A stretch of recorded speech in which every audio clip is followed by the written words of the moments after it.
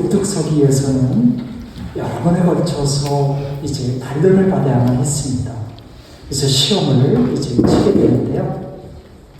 이제 이것이 아브라함에게만 해당된 것은 물론 아니겠죠. 위대한 생애는 위대한 약속들로 훈련된다. 이런 말이 있습니다. 주님께서는 우리에게 생명의 약속들을 참 많이 했습니다. 나는 세상의 그 빛이다. 나를 계속해서 따라오는 사람은 결코 어둠 속을 걷지 않을 것이다. 그러니까 그분이 약속이 들어가 있어요. 당신을 따라오게 되면 결코 어둠 속을 걷지 않는다. 근데 이제 그 전제 조건이 있어요. 우리가 계속 따라가야 돼요. 그래서 이런 생명의 약속들이 우리에게는 많이 주어졌습니다. 나는 길이요 진리요 생명이다. 나를 통하지 않고는 아버지께 갈 수 없다. 이제 훈련을 통해서 주님의 약속이 사실은 성취되는 겁니다. 그러니까 주님께서 우리에게 귀한 약속들을 주지만 이게 그냥 주는 건 아닙니다.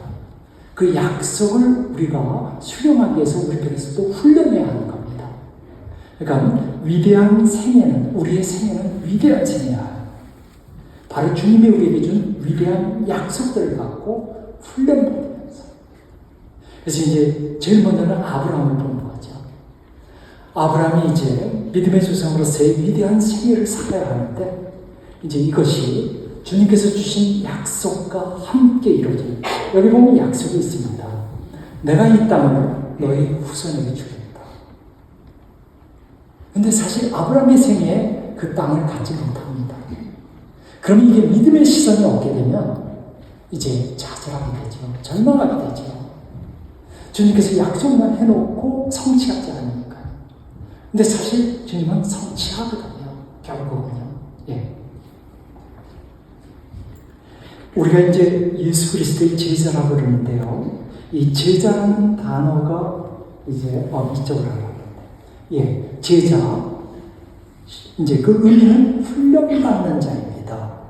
이 제자라는 단어가 이제 마세테스인데 이게 만사노라는 동사에서 왔거든요. 그래서 만사노가 훈련하다.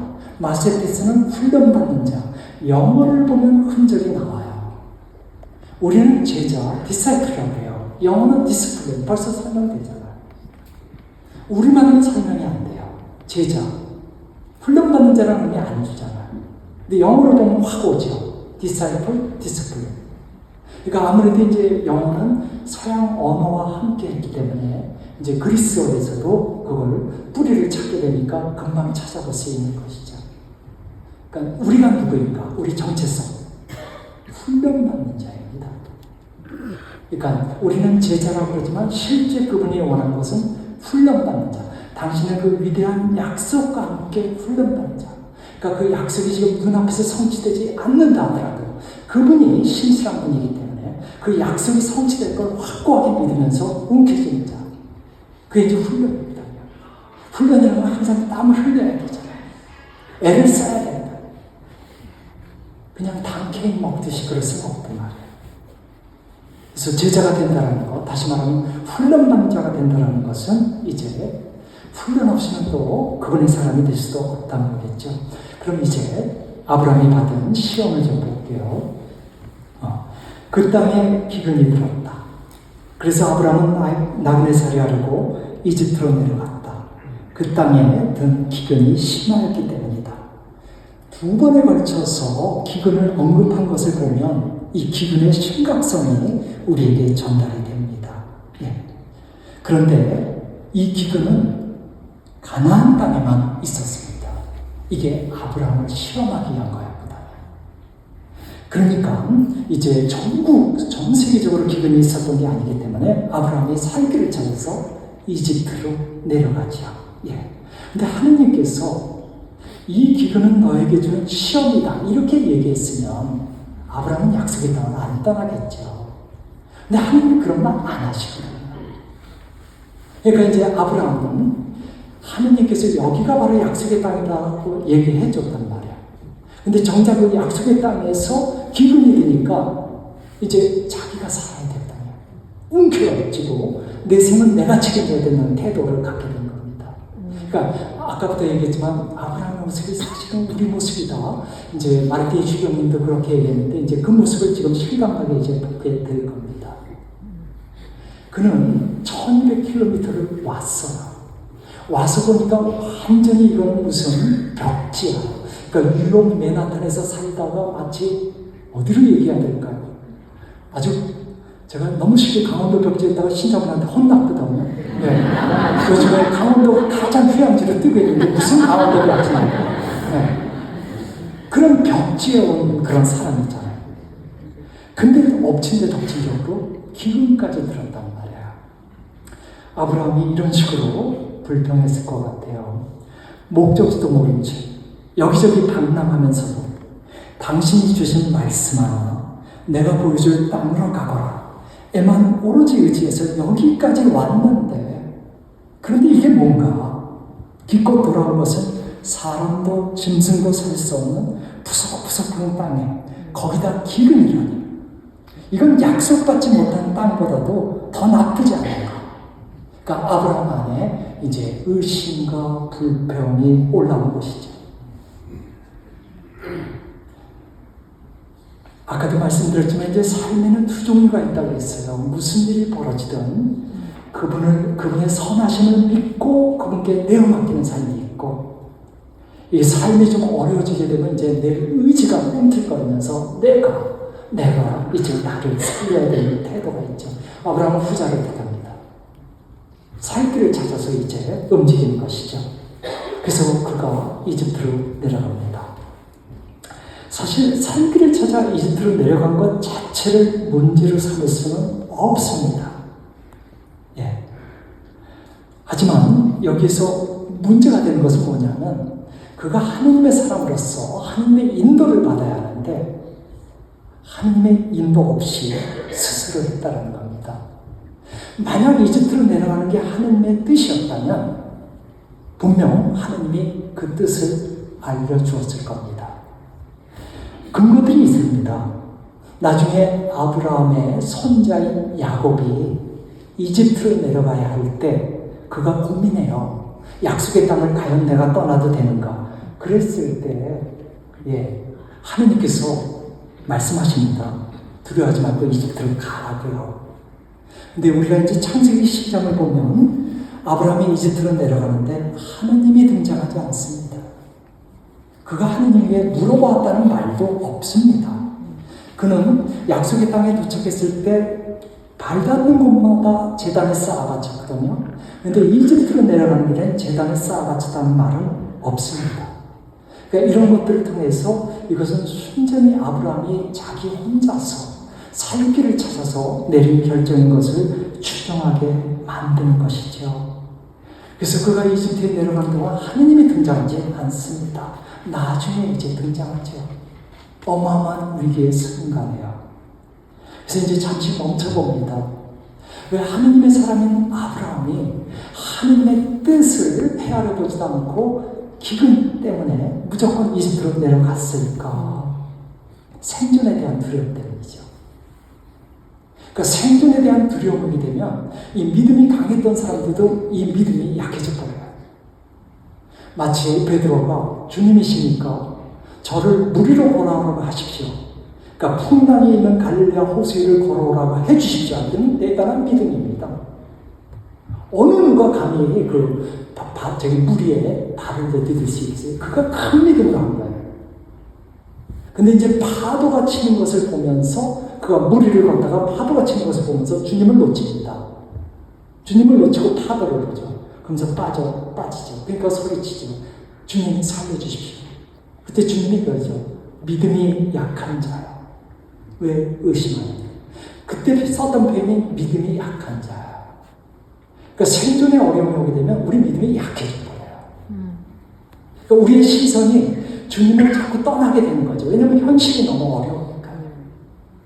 그러니까 내어맡긴 삶을 살아야 되는데 이제 내가 책임져야 되는 삶을 살려고 하는 태도를 갖게 됩니다. 이 믿음과 두려움은 이 속성상 서로 대립되어 있습니다. 그래서 믿음이 많으면 많을수록 두려움이 적어지고요. 믿음이 이렇게 적어지면 적어질수록 두려움은 더 커집니다.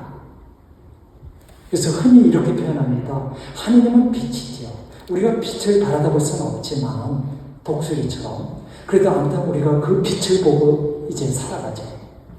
그런데 우리 눈앞에 100원짜리 동전을 갖다 대면 빛이 가려집니다. 그래서 이제 영성신학자들의 표현이죠. 우리가 두려움이나 근심에 사로잡히는 것은 마치 100원짜리 동전을 우리 눈앞에 갖다 대는 것이다. 그러면 하느님은 안 보인다. 그러니까 우리의 시선이 두려움에 걱정에 사로잡히는 그 순간 우리는 신자지만 신자가 아니다. 그래서 굉장히 어려운 표현이지만 실존적 무신론자라는 표현을 씁니다. 이 영성신학자들이 하는 표현입니다.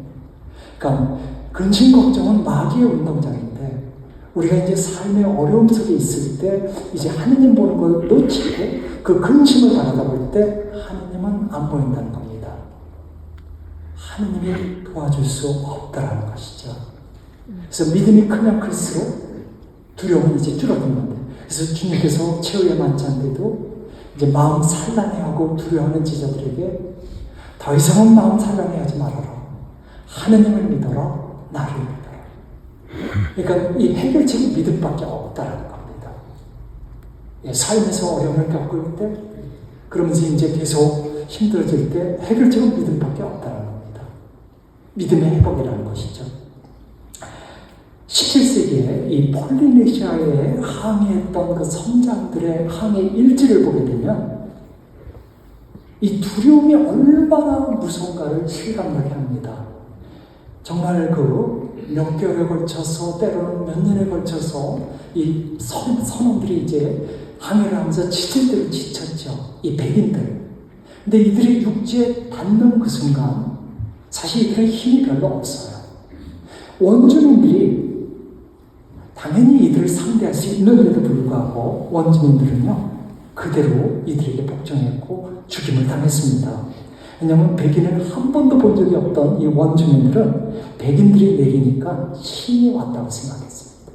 신들이.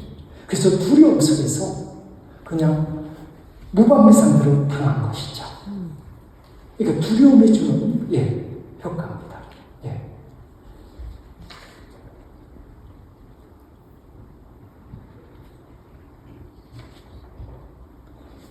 이 성경에 보면 이제 삶의 어려움 속에서 하느님께 믿음으로 호소하는 사람들을 수도 없이 만나죠. 우리가 그 중에 한번 에스테르를 볼 수 있을 것 같아요. 이 바람 앞에 촛불처럼 유다인들의 운명이 이제 기로에 서려 있던 그 순간 왕비였던 에스테르는 믿음으로 하느님께 의존하거든요. 저의 주님, 저희의 임금님, 당신은 유일한 분이십니다. 외로운 자를 도와주소서. 당신 말고는 도와줄 리가 없는데 이 먼 위험에 닥쳐 있습니다. 악인들의 손에서 저희를 구해주소서. 또한 이 두려움에서 저를 구해주소서. 삶의 어려움 속에서 우리 마음이 녹아내릴 때 우리가 할 수 있는 것은 믿음의 회복밖에 없다. 이제 그 얘기를 지금 하고 있습니다. 이 공산당원들이 중국을 이제 장악했을 때 못했던 그때 이제 많은 선교사들이 중국에 있었습니다. 그래서 이제 정보가 빨랐던 선교사들은 이제 다들 떠날 수 있었는데 미처 떠나지 못한 사람이 있었는데요. 그분이 바로 이소벨 훈이라는 사람이었어요.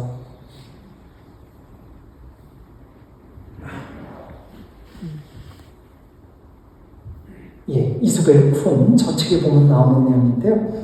이분은 이제 여성인데 중국에서 이제 복음 선교 활동을 하고 있던 분입니다. 근데 이분이 이제 미처 그 배를 탈 수 없었어요. 그렇게 되면서 이제 수용소로 들어가야만 했습니다. 그 공산당이 이제 다 모든 선교사들을 수용소에 집어넣는데요. 저기 보면 이제 어린아이가 하나 있을 겁니다. 그 중국 여자가 안고 있고요, 보모가. 저 어린아이가 그때 이제 꼬마예요. 갓난아기가 사진에 나왔는데 그 어린 꼬마를 데리고 어린아이를 데리고 수용소 생활을 하고 싶지 않아서 이분이 이제 남쪽으로 이제 피난길을 떠나게 됩니다. 그러니까 서방 세계에 이제 배는 탈 수가 없는 상황이었고요. 그런데 이제 지리가 어딘지 잘 모르죠. 그냥 무조건 남쪽으로 가다 보면 미얀마 이제 이 국경이 나올 거라는 생각을 하면서 내려가고 있는 건데요. 갈수록 산이 높아지고요. 그 히말라야하고 연결된 산들이죠. 마치 세상의 끝에 온 것 같은 그런 지리인데 어느 순간 두려움이 덮치기 시작한 겁니다. 이제 그 전부터도 계속 걱정, 근심이 있겠죠. 어디에서 미아가 돼서 아니면 짐승의 밥이 돼서 죽을지도 모르니까. 근데 이때는 정말 두려움이 컸습니다. 발자국을 움직일 수가 없었습니다. 그 두려움이 너무 커서 발자국을요. 그 두려움 속에 벌벌벌 이분이 떨다가 다시 마음을 챙깁니다. 그러면서 두 가지를 기도해요. 이 두려움을 떨쳐버리게 도와달라고요. 그러니까 자신의 의지로는 안 되니까 주님께 이 두려움을 떨칠 수 있게 도와달라고 청합니다. 그리고 두 번째는 다시 내어 맡기니까 이 자유국가가 연결될 수 있는 그런 나라로 인도해달라고요. 결국은 미얀마로 갑니다. 그게 이제 저 책이 바로 그 책입니다. 예. 다시 한번 보는 거죠. 두려움 때문에 온몸이 얼어붙었을 때조차도 나와 함께 계시는 주님께 마음을 챙기고 다시 그분께 의탁하는 것만이 해결책이다. 이 얘기를 하는 겁니다. 제가 이제 성경 퀴즈를 하나 내겠습니다. 예. 믿음의 조상 아브라함이 성경에서, 성경 창세기에서 첫 번째로 했던 말은 뭘까요? 아마 많은 분들이 좋은 걸 생각할 거예요. 믿음의 조상이니까 뭔가 신앙적인 말 했을 거라고 생각할 겁니다. 예, 그가 첫 번째로 했던 말은 이겁니다. 여보, 나는 당신이 아름다운 여인임을 잘 알고 있어. 이집트인들이 당신을 보며 이 여자는 저자의 아내다 하면서 나는 죽이고 당신을 살려둘 것이요. 그러니 당신은 내 누이라고 하시오. 이게 아브라함이 했던 첫 번째 말입니다. 상당히 의미가 있습니다. 나중에 또 아브라함이 하느님에게 했던 첫 번째 말 볼 겁니다. 결코 신앙적이지 않습니다. 이게 메시지입니다. 우리의 부족함을 보이는 겁니다.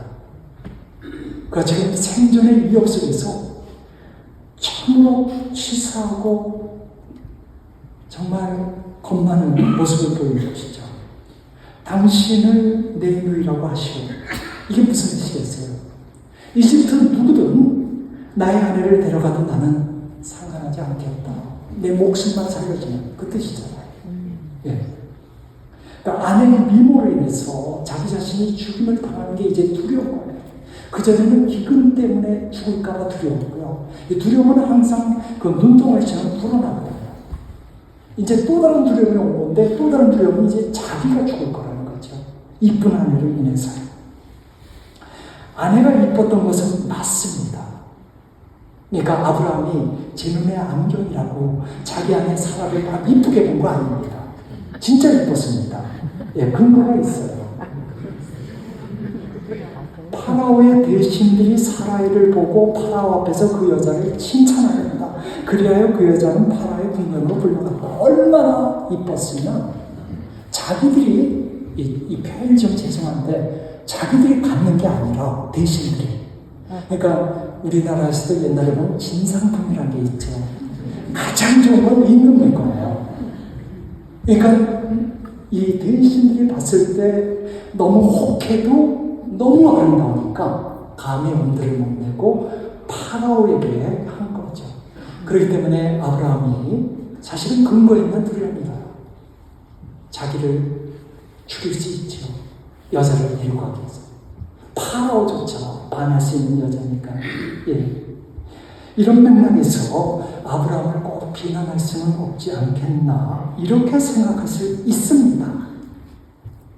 그런데 아브라함이 했던 그 다음 말을 보면 참 이건 칭송할 수가 없습니다. 예. 이런 말이 있거든요.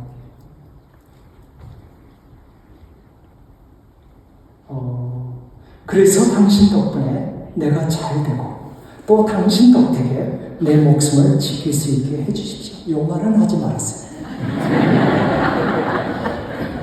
자기가 죽을 수 있기 때문에 그냥 시족을 살리기 위해서 뭐 이거는 좀 넘어갈 수 있을지 모르겠어요.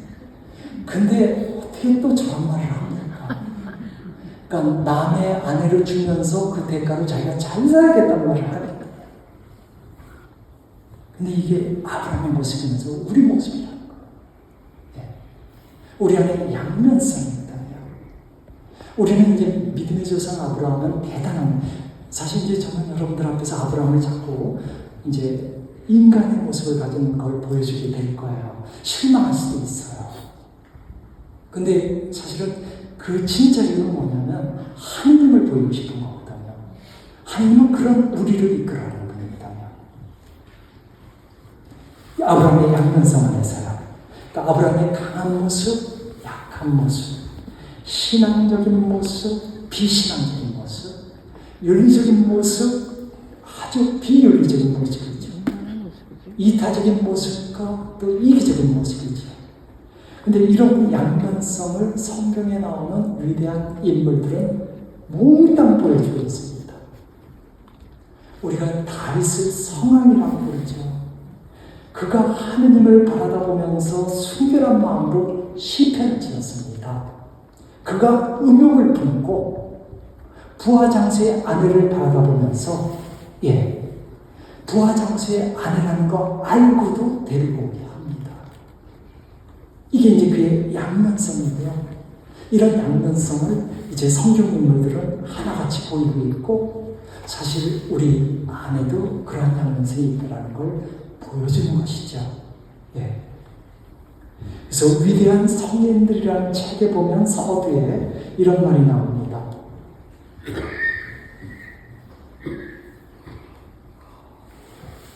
모든 문제가 한 사람 안에 다 들어있다는 것은 참으로 이해하기 힘든 일이다. 모습들이 얽히고 설켜 있어 당사자조차도 어떤 대립된 모습들이 자기 자신 안에 숨어 있는지 모를 때가 많다. 어떤 자기 기만으로 인해 방황하게 되는지, 어떤 돌파구를 열 수 있을지 모를 때가 많다.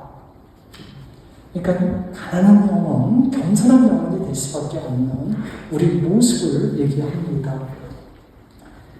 많은 분들이 보았을 영화 신드러 리스트. 이 사람이 유다인들을 1200명이나 구출하는 의로운 사람이죠. 예. 그는 이제 자기 공장에 취업시키기 위해서 유다인 노인들의 나이는 낮추고 어린아이들의 나이는 올려서 이제 취업할 수 있는 합법적인 나이로 만들어서 직원으로 채용했습니다. 그들이 집단 채용소에 끌려가는 것을 막기 위해서지요. 예. 그런 그의 행각이 발각될 지점이 오게 되니까 그는 이제 도망을 쳐서 연합군에게 이제 망명하게 됩니다.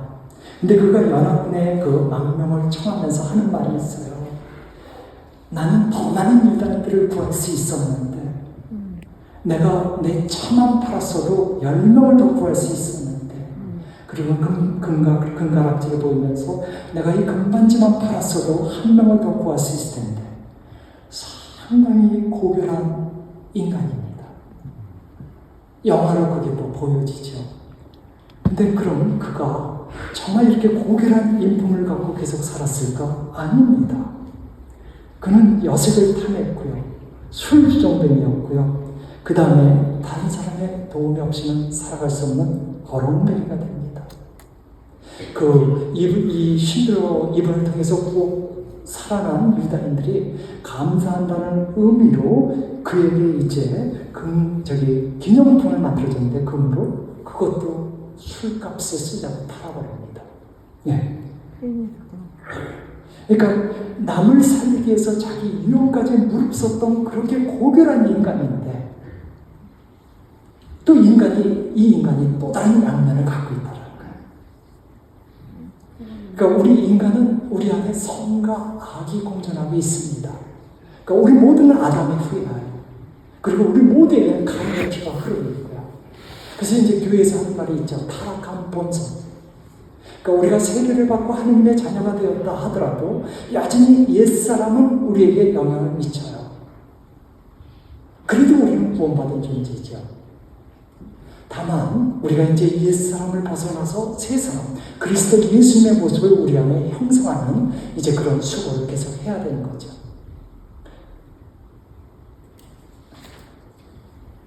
그 종교학자 니들맨이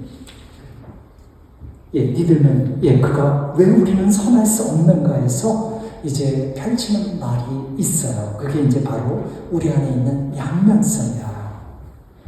그러니까 이 세상에 이제 훌륭한 철학자, 심리학자, 사회학자 아니면 무슨 치료 전문가들 이들이 이제 우리에게 도움을 주기 위해서 많은 책들을 썼습니다. 하지만 이들이 놓친 것이 하나 있다라는 겁니다. 사실 모두가 알고 있지만 그걸 강조하지 않았다는 것이죠. 그게 뭐냐면 우리는 어떻게 살아야 하는지 다 안다는 겁니다. 하지만 살아갈 힘이 없다는 거죠. 내 안에는 양면성 때문에. 그러니까 어떻게 살아야 하는지 우리는 아는데 실제로 그렇게 살지 못한다는 겁니다. 내 안에 있는 그 죄성이라고 할까요? 여전히 도사리고 있는 옛사람의 모습입니다. 옛사람의 모습.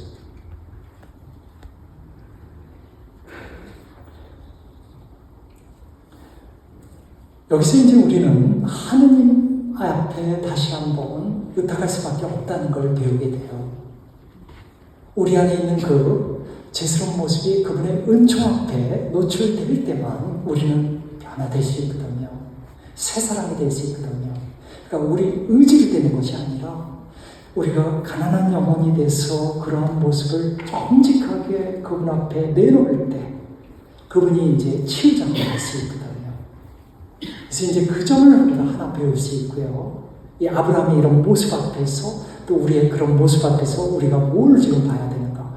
어떤 절망하고 이런 거 아니죠. 하느님만이 우리를 이끌어줄 분이라는 거 다시 한번 고백하는 거죠. 그 다음에 이제 하느님의 모습이죠. 어떤 분을 우리가 아버지로 부르는가? 어떤 분을 우리가 주님을 모시고 있는가? 너무나 위로가 되는 얘기죠. 만약에 성경에서 아브라함을 소개할 때 아브라함의 훌륭한 모습만 소개했으면 어떻게 될까요? 그가 부르심을 받았을 때 군말 없이 예라고 응답합니다. 그리고는 정말 모리아산에서 아들을 바칠 때까지 모든 시험에 통과해버립니다. 실제로는 아닙니다. 다 실패하고 마지막에만 통과하거든요. 그러니까 아브라함의 훌륭한 모습만 우리에게 전했다면 다윗을 얘기해보죠. 다윗이 밧세바를 범한 얘기를 빼버려요. 그가 하느님에게 충성을 다한 모습만 우리에게 전해져요. 그렇게 되면 우리는 어떤 성경을 읽으면서 무슨 생각할까요? 우선 우리가 기가 죽어요. 다윗이 이렇게 훌륭한데 나는 안 그런데 이렇게 되거든요. 아브라함이 이렇게 훌륭한데 나는 안 그런데 이렇게 돼요. 근데 이제 그들의 그 부족한 모습을 보게 되면 우리 안에서 위로가 있게 돼요. 그러면서 우리도 할 수 있겠다는 생각을 하게 돼요. 하느님 때문에. 그러니까 오늘날의 다윗이 있는 것은 하느님 때문입니다. 오늘날의 아브라함이 있는 것도 하느님 때문입니다. 그의 부족함에 상관없이 그를 계속해서 앞으로 이끌어가신 그 하느님. 그분이 나를 이끌어간다는 것 때문에 위로와 희망을 더 느낄 수 있죠. 그 파스칼이라는 사상가가 그 빵세에서 이렇게 얘기를 합니다. 인간의 위대함을 말하지 않고 단지 짐승과 같은 존재인가를 알게 하는 것은 위험하다. 또한 인간의 비열함을 보여주지 않고 그의 위대성만을 지나치게 보여주는 일도 위험하다. 그중 어느 것도 알려주지 않는 것은 더욱 위험하다.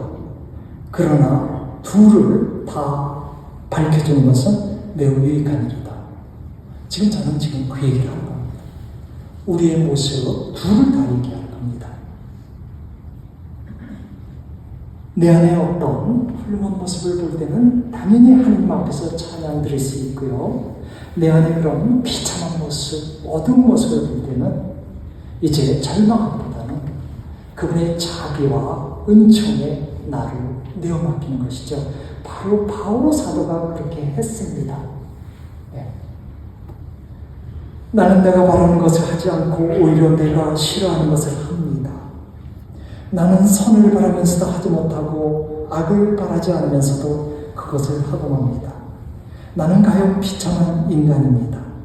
누가 이 죽음에 빠진 몸에서 나를 구해줄 수 있습니까? 우리 주 그리스도를 통하여 나를 구해주신 하나님께 감사드립니다.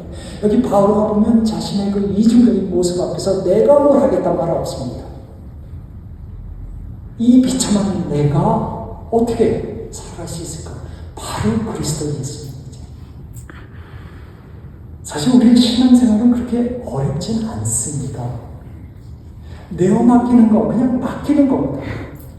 나의 부족함을 봤을 때 어떤 다른 종교처럼 돈 닦고 이러는 게 아닙니다. 그걸 그대로 가난한 마음으로 갖다 드리는 거, 이것뿐이에요. 우리가 애써서 뭘 악습을 고치고 선습을, 이거 아니거든요. 그럼 다시 실패합니다. 그래서 어떻게 보면 우리의 신앙생활은 참 쉽습니다. 그분이 중심이 될 때 그분께 내어 맡기는 거니까. 부족한 것도 그분께 내어 맡기고 힘든 것도 그분께 내어 맡기고. 거룩한 내어 맡김이죠.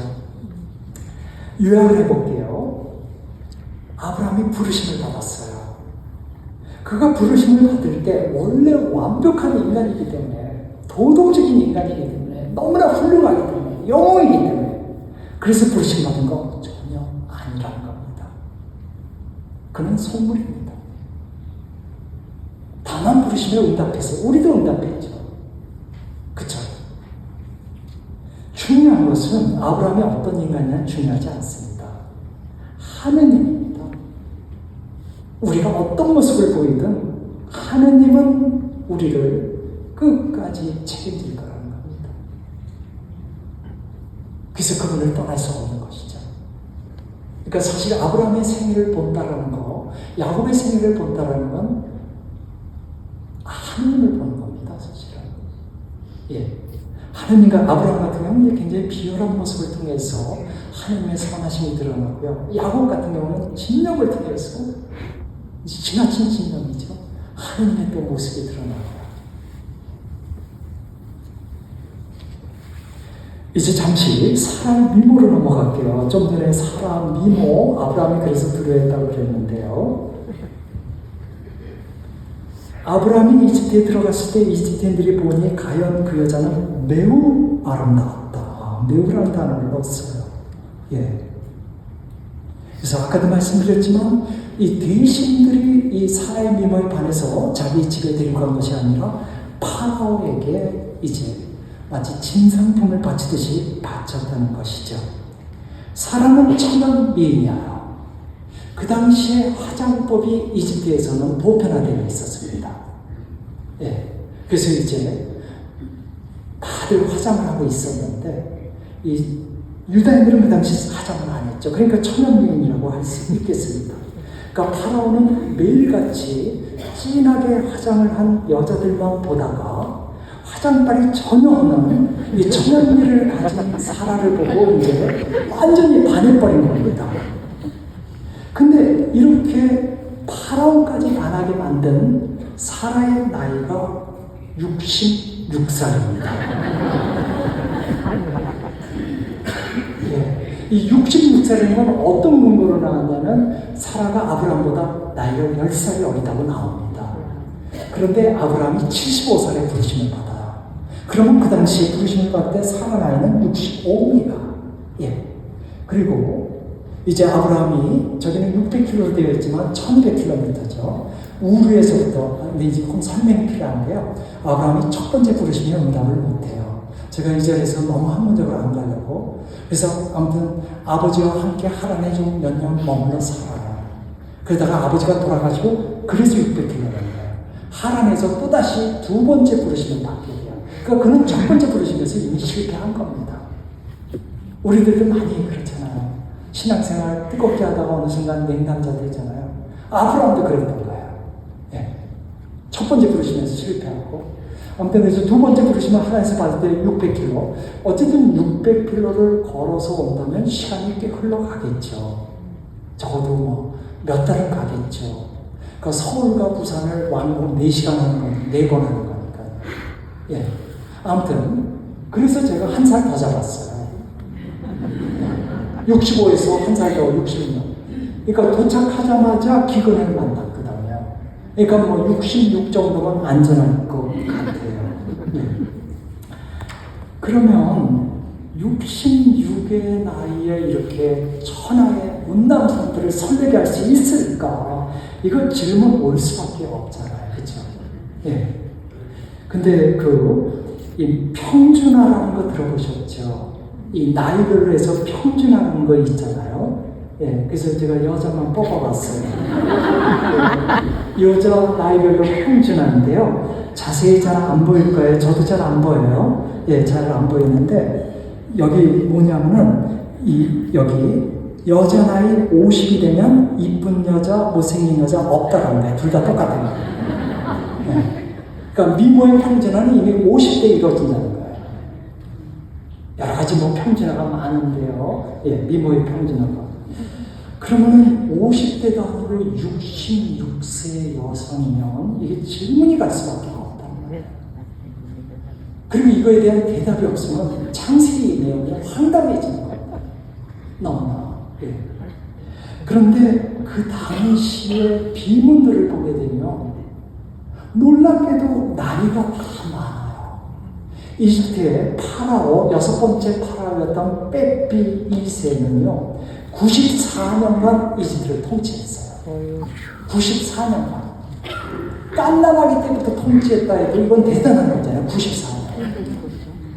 예수님 시대에 나이 40이면 벌써 오래 산 거거든요. 근데 이거는 예수님 시대보다도 2000년 더 전이에요. 그러니까 지금 우리로부터는 4000년 전이거든요. 근데 도대체 어떻게 빼삐라는 파라오는 94년을 다스릴 수 있었을까? 그가 만약 20살 때부터 통치했다면 무려 114살까지 다스린 거거든요. 94년을 통치했습니다. 그 다음에 이제 아브라함의 고향은 우르라고 했잖아요. 하란은 그냥 그가 잠시 머물렀던 거고요. 아버지 때문에. 그 우르의 왕조들의 비문을 보게 되면 하나같이 수백 년을 살아요. 그리고 통치를 막 100년 하고요. 그러니까 파라오하고 똑같아요. 이 빼삐 파라오하고 똑같습니다. 그리고 우리 잘 알다시피 성경에 보면 노아의 홍수 이전의 사람들은 막 900년 살아요. 예, 900년 막 살죠. 그렇다면 그 당시에 이렇게 보편화된 나이거든요. 그러면 이게 계산법이 달랐을 겁니다. 우리 식으로 사는 나이 60으로 볼 수 없는 거예요. 그래서 그들의 계산법은 달리 있었어요. 근데 학자들이 그 계산법이 어떤 건지 몰라요. 이게 근거들이 나와야만 제시하는 거잖아요, 학자들은. 근데 근거를 우리가 모르니까. 다만 이렇게 수백 년 살고 100년을 통치하는 게 보편화된 거거든요. 그러니까 계산은 좀 뭔가 좀 다르다. 그래서 이제 이 사람 나이를 좀 우리식으로 제가 좀 계산해 보려고 애를 썼습니다. 근데 이거는 논문에 써낼 수가 없는 게 아무도 주장하지 않고 저 혼자 주장하는 거예요. 그래서 저는 또 신학 전공자라 만약에 이걸 논문에 써내면 공격을 받을 것 같아요. 아무튼 제 이론이 틀릴 수도 있지만 한번 소개해 볼게요. 아브라함이 75살에 부르심을 받았죠. 우리 흔히 얘기해요. 아브라함이 그 늙은 나이에 부르심을 받았다. 예, 우리 그렇게 얘기합니다. 근데 정말로 아브라함의 나이를 늙은 나이로 봐도 될까? 예. 아브라함이 첫 번째 아들을 낳은 게 86살에 낳았습니다. 이스마엘. 사라는 이미 불임이었기 때문에 아이를 낳을 수 없었어요. 예, 불임은 어려서부터 처녀 때부터 있을 수 있습니다. 불임은 생리적인 거니까. 아브라함은 그 나이 86에 이미 아들을 낳았어요. 여기서 끝나지 않습니다. 사라가 죽고 나서 아브라함이 이제 새로운 부인을 얻게 됩니다. 그래서 새로운 부인과 재혼할 때 나이가 137살이에요. 그의 새로운 부인은 쿠트라입니다. 쿠트라에게만 아들만 6명을 내리놨습니다. 137살에. 여기에 딸들은 포함시키지 않았습니다. 딸들 다 포함시키면 어마어마하게 난 거죠. 근데 아브라함이 이 정실 부인 쿠트라만 갖고 있습니다. 아닙니다. 소실들도 갖고 있었습니다. 그 창세기 보면 25장에 소실들도 나옵니다. 그리고 소실들이 모두 많은 아들과 딸들을 낳았습니다. 이거 어떻게 해석할까요?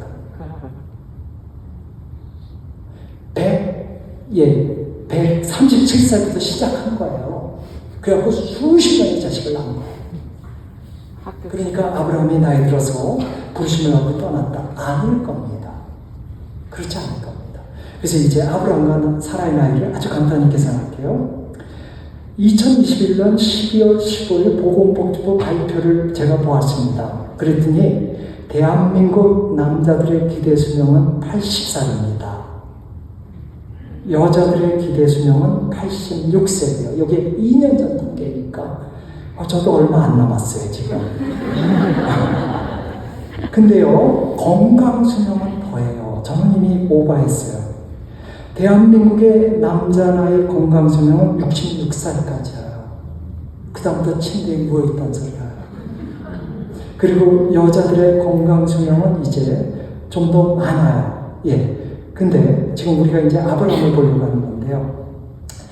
그러니까 침대에 누워서 있는 거 말고 실제로 자기가 두 발을 갖고 움직이는 건강 수명이 우리나라 사람들이 66세라는 말이에요. 66세. 그러니까 적어도 66세 이상이 돼버리면 이제 건강에 어려움이 있을 수 있겠다는 것이죠. 예, 그래서 여기 이거 보여드릴게요.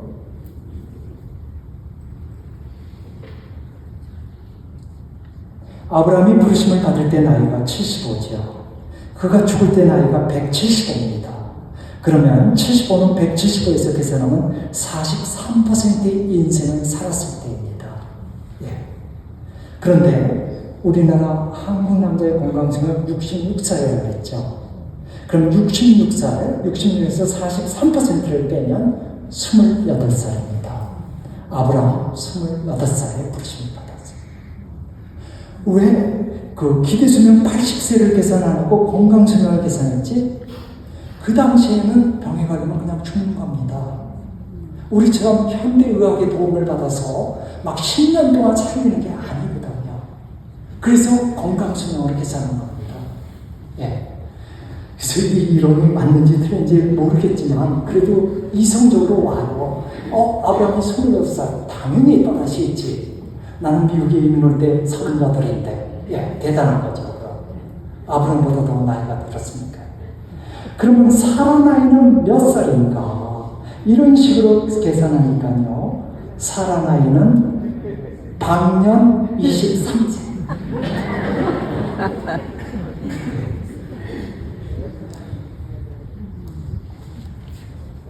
예, 사라도 같은 식으로 계산해 보니까 그렇게 나이가 나옵니다. 23살. 예. 꽃다운 나이죠. 사실 지금 이런 강의가 우리들의 신앙생활에 얼마나 도움이 될까요? 그럼에도 불구하고 한 이유가 있어요. 이런 소리를 안 하면 황당하게 오거든요.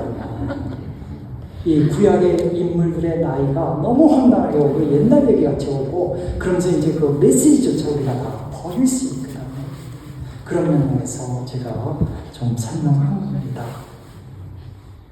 옛날에 지금은 고인이 됐지만 최유준이라는 가수가 인생은 나그네길 어디서 왔다가 어디로 가는가 그 노래를 불렀죠. 예. 근데 우리 인생은 나그네길 아닙니다. 그들의 인생은 나그네길 맞아요. 하느님을 모르니까. 근데 우리 인생은 달라요. 우리는 아브라함처럼 순례자입니다.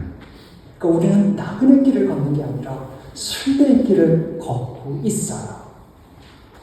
이 초대교회 성도들은 자신들을 가리킬 때 구도자라고 불렀습니다. 우선 이제 우리가 모두 그리스도인, 크리스찬, 그리스도인 이 말을 많이 하기 때문에 성경에 그리스도인이라는 표현이 수도 없이 나올 거로 우리가 생각할 수 있어요. 하지만 그리스도인이라는 표현은 3번밖에 안 나와요. 그리고 그것도요, 외부 사람들이 했던 거예요. 안티오키아에서 그리스도인들이 예수님을 그리스도라 부르면서 신앙생활을 하는 걸 보고 저들은 그리스도입니다. 그래서 그리스도인이라는 단어가 나왔어요. 제일 처음에 안티오키아에서. 그 다음에 이제 헤롯 아그리파스 2세가 이 바오로가 자기 앞에서 자꾸 복음을 전하니까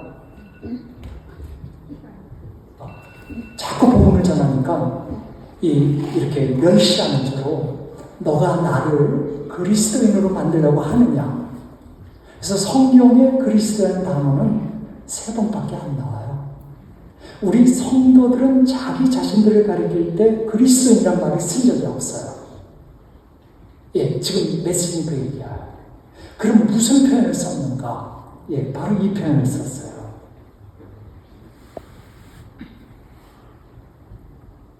예, 그 길을 걷는 자.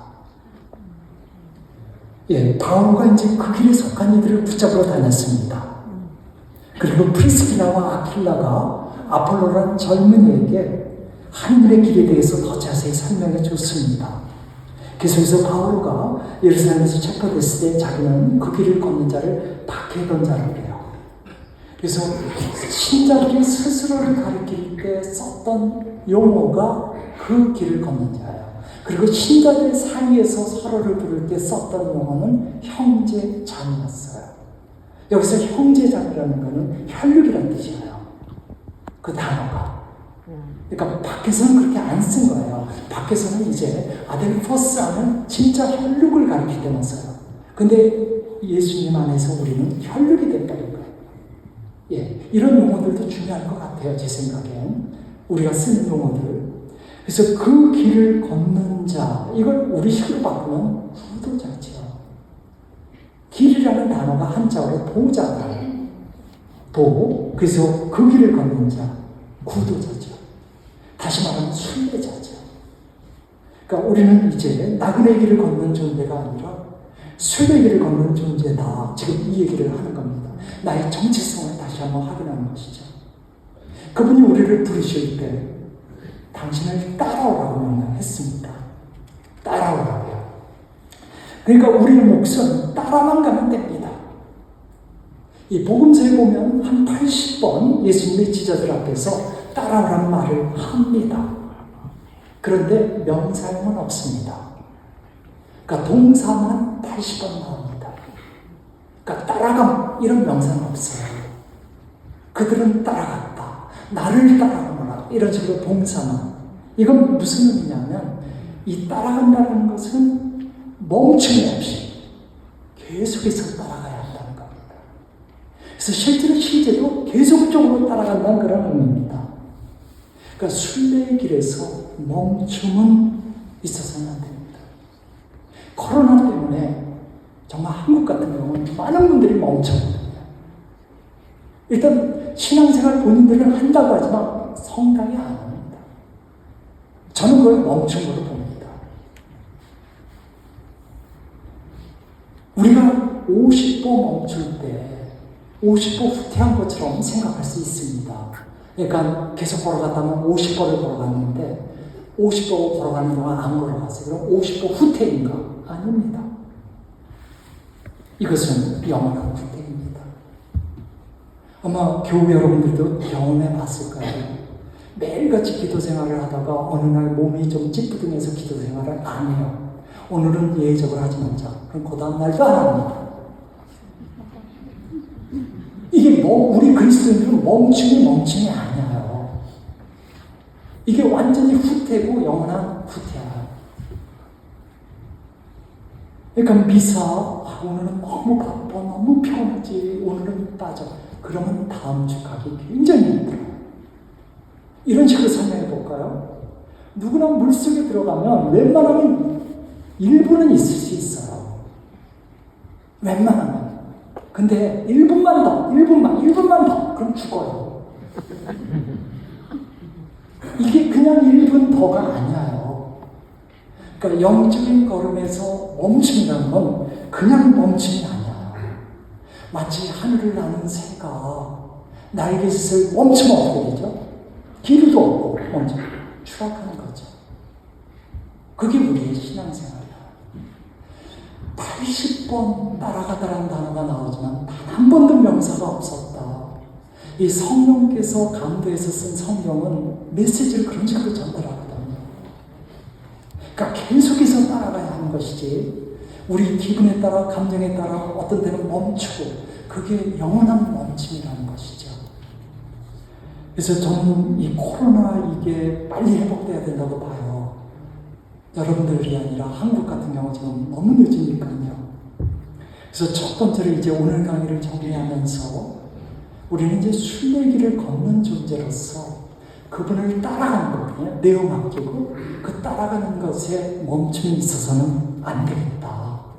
그 얘기를 이제 하고요. 또 하나 정리하고 싶은 것은 우리가 순례길을 걸으면서 우리가 해야 될 일이 있어요. 그것은 무언가를 채우는 게 아니라 비우는 겁니다. 그 산티아고 데 콤포스텔라, 이 자리에도 아마 산티아고 갔다 오신 분들 제법 있을 겁니다. 까미노 데 산티아고. 이 산티아고 길을 순례하는 사람들을 위한 안내서가 있습니다. 그 안내서 책자를 보면 뭐라고 나오냐면 배낭은 12kg를 넘으면 안 된다 이렇게 나와 있습니다. 거의 대다수가 안 지킵니다. 왜냐면 속옷 몇 개, 그 다음에 뭐 놓고 그럼 벌써 12kg예요. 그러니까 안내서가 그런 말 해도 다 무시하고 막 이제 뭐 25kg, 30kg 하는 거죠. 그리고는 이제 순례길을 시작하면 다 버립니다. 왜냐면 12kg가 아니면 견디지 못하니까요. 몸이. 그래서 12kg가 되려면 어느 정도야 할까? 이 배낭도 물론 가벼운 걸 골라야겠죠. 그러면서도 방수가 되는 걸 골라야 되고, 그런데, 조금입니다. 몇 개 안 들어가요. 여벌의 바지 하나, 수건 하나, 샌들 한 켤레, 속옷 2장, 성경, 2리터짜리 물통, 비옷, 침낭, 일기장, 끝. 저게 우리 생존에 꼭 필요한 거예요. 그러니까 실제로 우리가 생존하기 위해서 필요한 건 많지 않아요. 필수품이라는 거 많지 않다라는 걸 저게 보여줍니다. 이 산티아고 순례길을 걷는 것이 우리 지금 인생의 순례길을 걷는 거에도 그대로 적용이 됩니다. 그러니까 정말로 필요한 것이 아니라면 그것은 욕망에서 나온 움켜짐이니까 놓쳐가는 거죠. 그분 앞에서 우리가 하나님께 도달하기 위해서 이 프로세스, 과정이 있습니다. 그 과정에서 우리가 해야 될 것은 우리 영혼에 뭘 덧붙이는 거 아닙니다. 무슨 지식을 보태는 것도 아닙니다. 우리 영혼에 묻혀져 있는 때를 벗겨내는 겁니다. 많은 지식 필요 없습니다. 솔직히 오늘 2시간 동안 제가 했던 얘기들 중에 핵심들은 우리 모두가 다 아는 겁니다. 내어 맡기자. 나의 부족함은 그분 앞에 가난한 영혼이 돼서 그대로 보여드리자. 뭐 이런 거였습니다. 그러니까 우리가 순례를 걸으면서 어떤 지식이 부족해서 제대로 못 걷는 건 아니라는 얘기입니다. 내가 움켜쥐고 있는 것들, 내 영혼에 붙어있는 때들이 무엇인지 덜어내는 것이죠. 덜어내는 겁니다. 에카르트의 말을 하면서 끝내겠습니다. 하느님께 도달하는 과정은 영혼에 무엇을 덧붙이는 것이 아니라 영혼에 묻혀진 그 무엇을 덜어내는 것이다. 영적인 것은 언제나 떠나보내는 것과 관련되어 있다는 것이죠. 영광성으로 끝내겠습니다.